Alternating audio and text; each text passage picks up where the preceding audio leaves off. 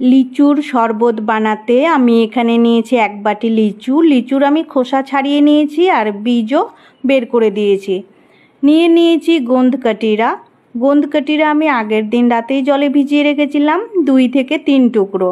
নিয়েছি 1 টুকরো লেবু আর নিয়েছি কুজোর ঠান্ডা জল। মিক্সিতে লিচু দিয়ে দিয়েছি আর কুজোর ঠান্ডা জল দিয়ে দিয়েছি আর ফুল স্পিডে ঘুরিয়ে লিচুর শরবত বানিয়ে নিয়েছি। তারপরে কাপে আমি অ্যাড করে দিলাম গোন্দকাটিরা আর অ্যাড করে দিলাম লেবুর রস। তারপরেই কাপের মধ্যে আমি ঢেলে দিয়েছি লিচুর শরবত। এবার চামচের সাহায্যে সব উপকরণকে ভালোভাবে মিশিয়ে নিলাম।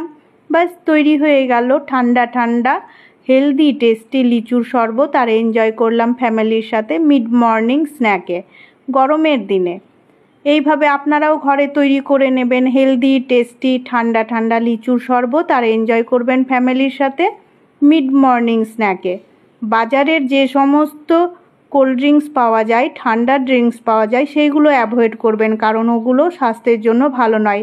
তার থেকে লিচুর শরবত খেয়ে আপনারা অনেক বেশি মজা পাবেন এবং হেলদিও থাকতে পারবেন। আমার এই রেসিপি যদি আপনাদের ভালো লেগে থাকে তাহলে লাইক দেবেন, কমেন্ট করবেন আর শেয়ার করে দেবেন বন্ধুদের সাথে।